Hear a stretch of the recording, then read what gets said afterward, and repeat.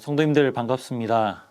원래 토요일 새벽은 우리 현장에서 같이 예배하는 그런 날로 우리 보내게 되는데 기상 악화로 인하여서 이렇게 영상으로 다시 뵙게 되었습니다. 오가시는 길 안전하시기를 간절히 원하고요. 오늘도 주시는 말씀 가운데서 하나님의 뜻을 발견하고 그 뜻 가운데 함께 거하며 동행하는 귀한 날 될 수 있기를 소원합니다.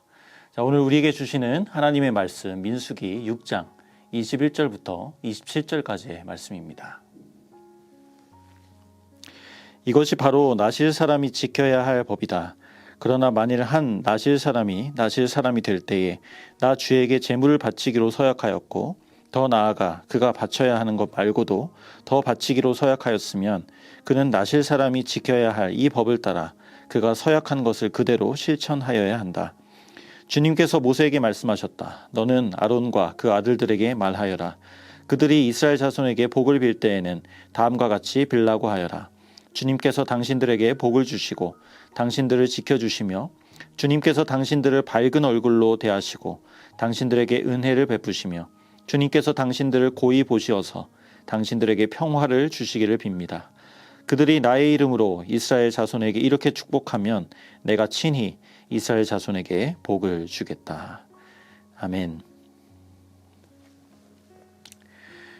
자, 오늘 말씀은 우리가 잘 아는 말씀입니다. 예배를 마칠 때 우리가 보통 축도로 끝나죠. 지금은 우리 주 예수 그리스도의 은혜와 하나님 아버지의 사랑과 성령님의 교통하심이 너희와 항상 함께 있을지어다. 이 고린도후서 13장 말씀을 가지고 우리 축복 기도를 받고 하는데요. 구약 성경의 대표적인 축복 기도문으로는 오늘 본문을 꼽습니다. 24절은 이렇게 시작됩니다. 주님께서 당신들에게 복을 주시고 복은 어디서 오는가? 주님으로부터 옵니다. 너무 당연한 말 같지만 나 여호와가 복을 준다고 반복해서 말씀하세요. 그리고 까먹을까 봐 27절에 마지막에 한 번 더 쐐기를 박으시죠. 내가 친히 이스라엘 자손에게 복을 주겠다. 자, 이렇게 강조하시는 이유는 우리 안에 다른 곳에서 복을 찾는 경향이 있기 때문입니다. 예레미야 2장 13절에 보면 하나님 이렇게 말씀하십니다. 참으로 나의 백성이 두 가지 악을 저질렀다. 하나는 생수의 근원인 나를 버린 것이고 또 하나는 전혀 물이 고이지 않는 물이 새는 웅덩이를 파서 그것을 샘으로 삼은 것이다. 자, 생수의 샘은 하나님이신데 이스라엘은 흙 웅덩이를 계속 긁으면서 살고 있다는 것이죠. 실제로 백성들은 이집트로 갈아탔다가 아수르로 갈아탔다가 이렇게 강대국 이곳저곳을 환승해 가면서 보호해달라고 그렇게 매달렸죠. 강대국들을 복으로 여긴 겁니다. 근데 24절에 주님은 말씀하세요. 주님께서 복을 주시고 주님께서 당신들을 지켜주신다. 여러분, 내가 어디서 복을 찾고 있는지는 이 욕망의 연계를 거슬러 올라가 보면 알 수 있습니다. 우리 욕망 그 자체가 나쁜 것은 아닙니다. 우리는 필요가 있고 주님은 우리의 필요를 중요하게 생각하십니다. 단 그 연계의 끝을 올라가 보았을 때 그 끝에는 무엇이 있느냐는 겁니다. 나는 어디서 복의 희망을 찾고 있느냐. 우리는 내가 가진 소유에서 복을 찾을 수도 있습니다. 또는 사람에게서, 관계에서 찾을 수도 있습니다. 존경에서 찾을 수도 있습니다. 다 이 땅을 딛고 살아가는 우리에게 꼭 필요하고 또 우리가 계속 접하고 경험하는 것들입니다. 그런데 주님은 이렇게 축복하라고 제사장에게 말씀하셨어요. 주님께서 여러분에게 복을 주시고 여러분을 주님께서 지켜주실 것이다. 우리가 이것을 원하고 주님께 구하는 것이 잘못된 것은 아닙니다. 주님이 보호하시고 지켜주신다는 것은 그 연기의 끝에 하나님이 있음을 알라는 거예요.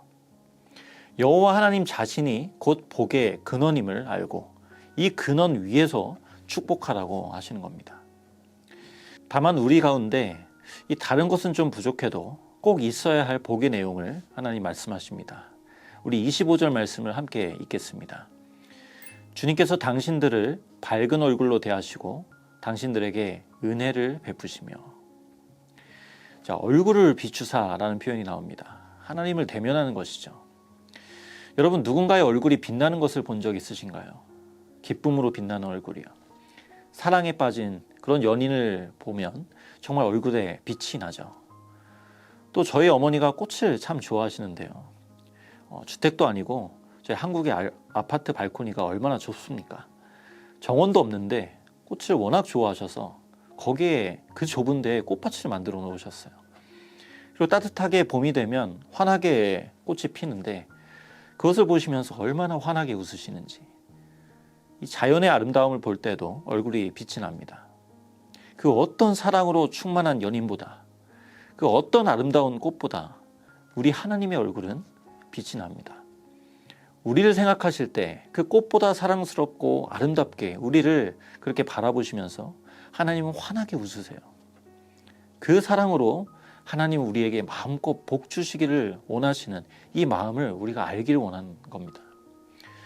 무엇보다 주님, 우리가 이 주님의 기쁨을 느끼길 원하세요. 주님이 우리를 바라볼 때 얼마나 얼굴이 밝게 빛나고 계신지, 그 얼굴빛을 받고 우리가 가슴 깊이 그 기쁨을 느끼길 원하십니다. 하나님은 자기 백성들에게 이 복을 빌라고 하세요. 여러분, 하나님은 또한 우리를 보호하시고 지키십니다.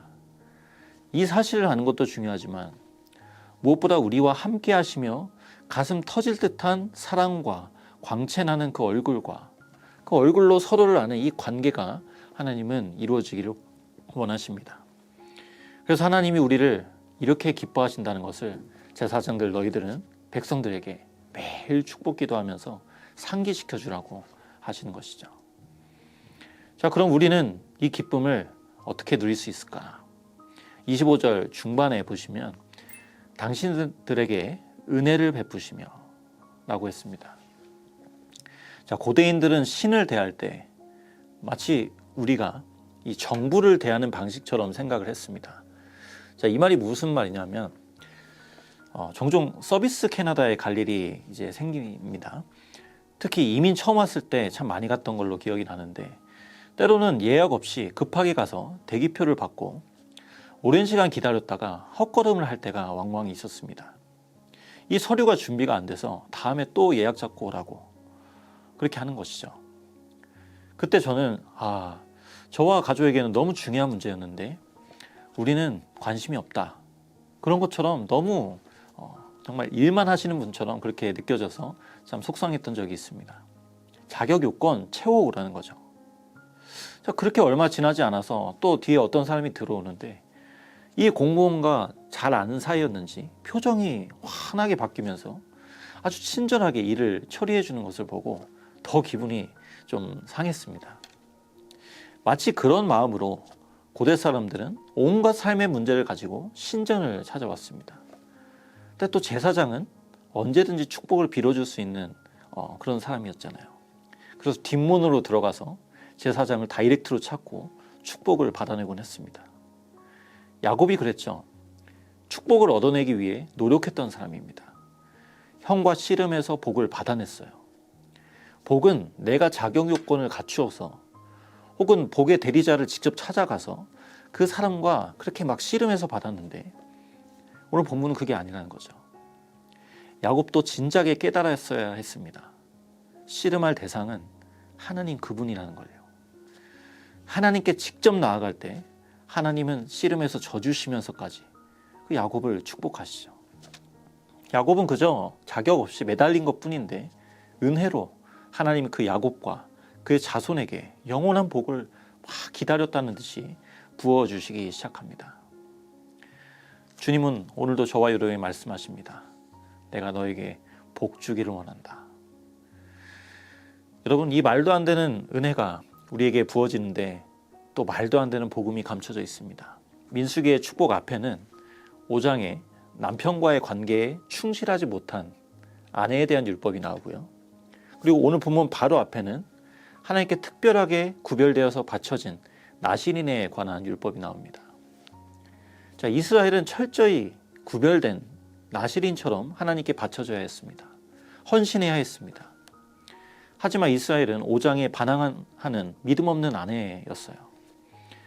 우리는 여전히 다른 곳에서 복을 찾고 눈을 막 돌립니다.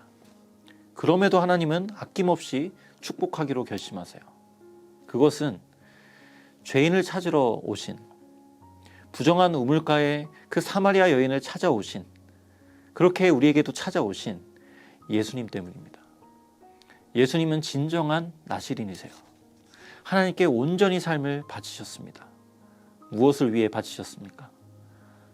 하나님과의 관계에 충실했어야 할, 그러나 불충실한, 또 그렇게 할 수밖에 없는 연약한 우리를 위해 바쳐주신 거예요. 예수님 우리의 모든 저주를 짊어지시고 우리의 모든 불충실함을 짊어지시고 십자가에 달리셨습니다. 여러분, 십자가는 하나님의 얼굴이 철저히 가려진 현장이에요. 태양조차 얼굴을 예수님으로부터 돌리셨어요. 은혜는 우리에게 거저 주어졌지만 그 은혜는 거저 이루어진 것은 아닙니다. 예수님의 엄청난 그 피의 공로로, 그 은혜로 우리는 하나님의 얼굴빛을 이렇게 감사히 누릴 수 있게 된 것입니다. 하늘아버지는 이제 그 사랑하신 아들 안에서 우리를 바라보십니다. 이 사순절 기간을 저희가 보내고 있습니다.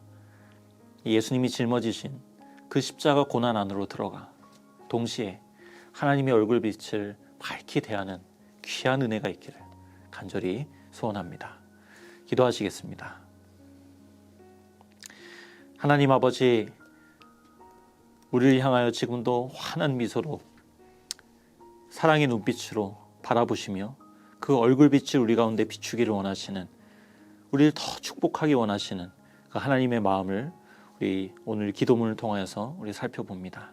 하나님, 우리는 주님께 불충실하였고 우리는 여전히 연약하며 우리는 여전히 다른 곳으로 눈을 돌리기 쉬운 연약한 죄인이지만 그리스도께서 우리를 완전히 안으셔서 이제 하나님은 그리스도 안에 있는 우리를 보시고 우리를 안으시며 끝까지 그 선한 길로 인도해 주시는 그 귀한 은혜를 우리가 받은 줄 믿습니다. 오늘 이 한날도 그 주님을 바라보며 특별히 사순절 기간을 보내고 있는데 이 기간 가운데서 십자가를 바라보는 가운데 우리의 영의 눈이 활짝 열어져서 주님의 얼굴빛을 온전히 누리는 저희 모두가 될 수 있도록 은혜 베풀어 주시옵소서. 감사드리며 예수님의 이름으로 기도드립니다. 아멘.